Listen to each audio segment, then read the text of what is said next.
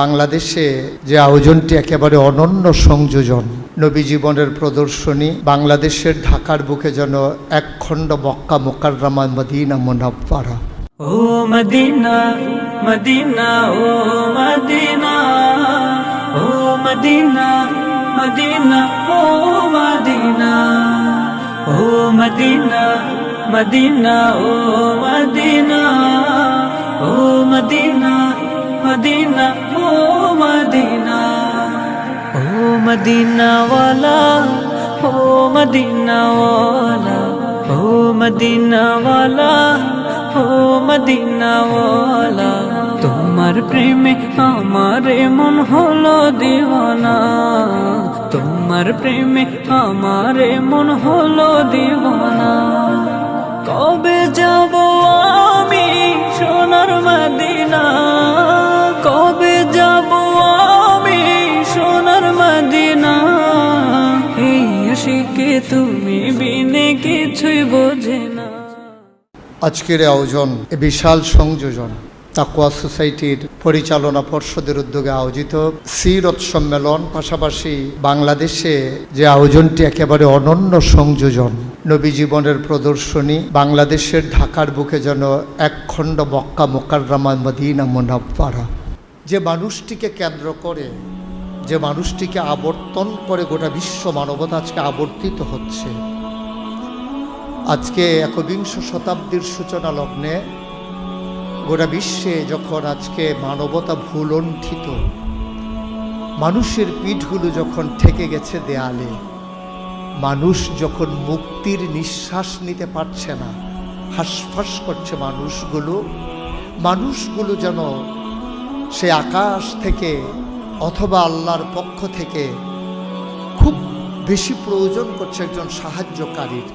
ঠিক ১৫০০ বছর আগে এমনই এক ক্রান্তি লগ্নে গোটা পৃথিবী যখন মানবতা ধ্বংস হয়ে গিয়েছিল, অন্ধকারে নিমজ্জিত হয়েছিল গোটা সমাজের মানুষগুলো যখন পশুর চাইতে নিকৃষ্ট হয়ে গিয়েছিল, মানুষগুলো যখন পশু প্রবৃত্তিকে লালন করে মনুষ্যত্বকে ধ্বংস করে দিয়েছিল, মনুষ্যত্বের বিকাশ ঘটানোর বদলে তারা পশু প্রবৃত্তিকে ধারণ করে নিজেরা প্রমাণ করে দিয়েছিল যে মানবতা ভুলণ্ঠিত করে দেয়া গেছে। তারা অন্যায়কে অন্যায় মনে করেনি, তারা অন্যায়কে অন্যায়ভাবে চিত্রিতও করতে পারেনি। একটা স্বাভাবিকতা যেন তাদের মাঝে প্রকাশ পেয়েছিল।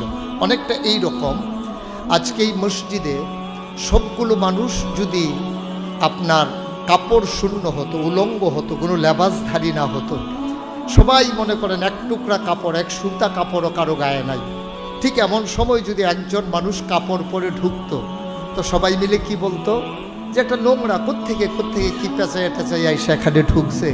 তাইলে যে মানুষটা কাপড় পরে আসতো সে হয়ে যেত অসভ্য, আর সবগুলো মানুষ আমরা সভ্যতার ধ্বজাধারী মনে করতাম। ঠিক এমনই একটা জামানায় আল্লাহ রসুল সাল্লাল্লাহু আলাইহি ওয়াসাল্লামকে আল্লাহ তাবারক ওয়া তাআলা দুনিয়াতে পাঠালেন। তিনি আসার পরে তিনি দেখলেন মানুষগুলো বর্বর, বেদুইন, যাযাবর, মূর্খ, অসভ্য, জাহেল। তার কাছে নির্দেশ এলো এ মানুষগুলোকে নিয়ে আসতে হবে অন্ধকার থেকে আলোতে, গোমরাহি থেকে হেদায়েতে, কুফর থেকে ইসলামে, শিরক এবং বেদাত থেকে তাওহীদ এবং রিসালাতে। যে নির্দেশ এলো তিনি সে নির্দিষ্ট নির্দেশ পালনে তিনি প্রবিষ্ট হলেন। যে মানুষগুলো এখানে এই বর্বর অসভ্য মানুষে পরিণত হলো, আল্লাহ রসুল সাল্লাল্লাহু আলাইহি সাল্লাম তাদের কাছে দ্বীনের দাওয়াত দেওয়া শুরু করলেন। তাদেরকে দিনে সুকুমার বৃত্তি লালন করানোর জন্যে তিনি তাদেরকে জাগিয়ে তুলতে শুরু করলেন। অনেকটা ঘুমন্ত মানুষকে যেন জাগিয়ে দেওয়া। আল্লাহ রসুল সাল্লাল্লাহু আলাইহি সাল্লাম সেই ক্ষেত্রে তার খুব বেশি প্রয়োজন ছিল কয়েকটা জিনিসের। এক নম্বরে তিনি যদি উত্তম চরিত্রের অধিকারী না হতেন, এই অসভ্য মানুষগুলোর মাঝে সভ্যতাকে তুলে ধরা তার জন্য খুবই কঠিন ছিল। এখন তিনি তার যে সুন্দর কোমল চরিত্র, তার ব্যবহার, তার চালচলন, সকল কিছুর দৃষ্টিকোণে তিনি যখন মনুষ্যত্বের বিকাশ ঘটিয়ে সবার মাঝে তিনি যখন প্রমাণ করে দিলেন তিনি সেরা মানুষ। আর এই প্রমাণ করার জন্য তার 3টা জিনিসের দরকার ছিল। মানুষ যখনই আপনি খেয়াল করবেন, তে যখন সবার মাঝে যখন মানুষটা উত্তম হিসেবে পরিচয় দিতে চায়, তখন তার 3টা জিনিস লাগবে। হয় তার বংশমর্যাদা, নয়তোবা তার পদ পদবী, 3 নম্বরে তার সৌন্দর্য, আর এই 3টাকে ছাপিয়ে গিয়ে সবচেয়ে বড় যেটা দরকার তার উত্তম চরিত্র। এই 4টা জিনিসের মাধ্যমে মানুষ গুণান্বিত হয়, মর্যাদার আসনে আসীন হয়। বংশ যদি ভালো হয় তখন মানুষটাকে মর্যাদার আসনে মানুষ দেখে। যেমন রাসূল সাল্লাল্লাহু আলাইহি ওয়াসাল্লামকে আল্লাহ তাবারক ওয়া তাআলা সেই দৃষ্টিকোণ থেকে গোটা পৃথিবীর সবচেয়ে সেরা যে বংশ সেই কুরাইশ বংশে, এবং সেই কুরাইশ বংশের যত উপশাখা আছে এর মাঝে সবচেয়ে সম্ভ্রান্ত যেটা বনু হাশিম গোত্র, সেখানে নবীজিকে এনেছিলেন। অর্থাৎ বংশীয়ভাবে তিনি ছিলেন অতুলনীয়। এবার আসুন পদ পদবী। নবীজির জন্য আল্লাহ তাবারক ওয়া তাআলা 3টা পদবী দিয়েছেন, যেটা কোনো নবী রাসূলকেও আল্লাহ দেন নাই। তিনি ছিলেন ইমামুল মুরসালিন, তিনি ছিলেন খাতামান নবিয়্যিন, তিনি ছিলেন রাহমাতুল লিল আলামিন। এটা কিন্তু 4টিখানি কথা। আমি যে 3টা কথা বললাম, অসংখ্য নবী এবং রাসূল এসেছেন দুনিয়াতে, কিন্তু এই 3টা কথা শুধু নবীর জন্য নির্দিষ্ট। তিনি ইমামুল মুরসালিন, সমস্ত রাসূলগণের তিনি ইমাম। 2 নম্বরে তিনি খাতামান নবিয়্যিন, তিনি হলেন সর্বশেষ নবী, ওনার পরে আর নবী নেই। প্রমাণ হিসেবে তিনি নিজেই বলেছেন, আনা খাতামুন নবিয়্যিন লা নবিয়্যা বা'দি, আমি হলাম সর্বশেষ নবী, আমার পরে আর নবী নেই। সুবহানাল্লাহ বলবেন না? এবার তিনি হলেন রাহমাতুল লিল আলামিন। যেমন আল্লাহ তাবারক ওয়া তাআলার ব্যাপারে আমাদের কি ধারণা, আমরা কিন্তু 5 ওয়াক্ত নামাজে প্রতি রাকাতে বলে দিই, শুরুতেই আমরা কি বলি? আলহামদুলিল্লাহি রাব্বিল আলামিন। সমস্ত জগতের যিনি রব, জগৎ সমূহের যিনি রব, সমস্ত প্রশংসা তার জন্য। এখন নবীজির ব্যাপারে আমাদের ধারণা কি? আল্লাহ বলছেন, শুনে নাও, আমার কাছ থেকেই নবীর কথা শুনো, ওয়ামা আরসালনাকা ইল্লা রাহমাতাল লিল আলামিন। তাইলে রব্বুল আলামিন, রাহমাতুল লিল আলামিন মানে যত জায়গায় আল্লাহ রব। রব মানে কি? রব মানে হচ্ছে না আল্লাহ, আপনি তো সহজ ভাষায় বলে দিলেন রব মানে আল্লাহ। না, রব মানে আল্লাহ শুধু এক কথায় বোঝানো যাবে না। খালেক, তিনি সৃষ্টিকর্তা। মালেক, তিনি রাজাদিরাজ। রহমান রহিম, তিনি করুণাময় দয়াময়। ওয়াদুদ, তিনি প্রেমময়। তিনি সত্তার, গুনাহ ঢেকে রাখেন। গফফার, তিনি ক্ষমা করে দেন। এখন যদি আপনি বলেন রব কি? রব হচ্ছে বান্দার যা দরকার, দরকারি জিনিসটাকে দরকারের সময় প্রয়োজন মতো, পরিমাণ মতো চাওয়ার আগে যিনি দিয়ে দেন তিনি রব। সুবহানাল্লাহ। বান্দার যা দরকার, দরকারি জিনিসটা দরকারের সময় পরিমাণ মতো চাওয়ার আগে যিনি দিয়ে দেন তিনি হলেন রব। 4টিখানি কথা, এক শব্দে রব বোঝানো যাবে। তাহলে আল্লাহ হচ্ছেন রব্বুল আলামিন, আর নবী হচ্ছেন রাহমাতুল লিল আলামিন। সুবহানাল্লাহ বলবেন না? আপনি বুঝতে পেরেছেন?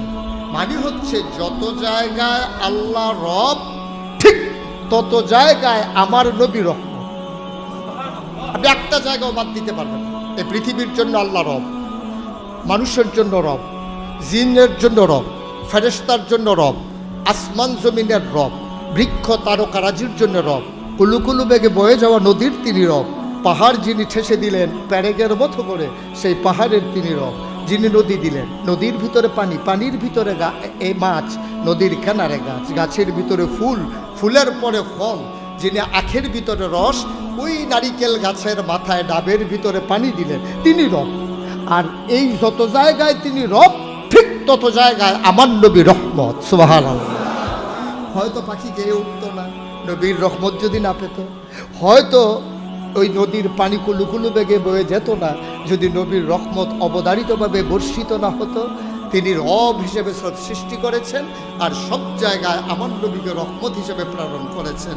আল্লাহ নিজেই ঘোষণা করেছেন, ফাবিমা রাহমাতিম মিনাল্লাহ, ফাবিমা রাহমাতিম মিনাল্লাহি লিনতা লাহুম ওয়ালাউ কুনতা ফাজ্জান গালিজাল কলব লানফাদ্দু মিন হাওলিক ফাআফু আনহুম ওয়াস্তাগফির লাহুম ওয়াশাবিরহুম ফিল আমর ফাইযা আযামতা ফাতাওয়াক্কাল আলাল্লাহ ইন্নাল্লাহা ইউহিব্বুল মুতাওয়াক্কিলিন। ও দুনিয়ার মানুষ, আল্লাহর পক্ষ থেকে নবীর সাথে যে রহমত দেওয়া হয়েছে লিংতালাহুম, তার মনটাকে আল্লাহ নরম করে বানিয়েছেন। সুবহানাল্লাহ বলবেন না? নবীর মনটা নরম করে বানিয়েছেন। ওয়ালাউ কুনতা ফাজ্জান গালিজাল কলব, মনটা যদি শক্ত হয়ে যেত, আল্লাহ যদি তার মনটাকে একটু কর্কশভাষী করে দিতেন, একটু রুক্ষ মেজাজের যদি করে দিতেন, লানফাদ্দু মিন হাওলিক। ও নবী, আপনি দেখতে পাচ্ছেন যে মানুষগুলো ক্ষুধার জ্বালায় ছটফট করে আপনার ঘরের দরজায় এসে দাঁড়িয়ে যেত।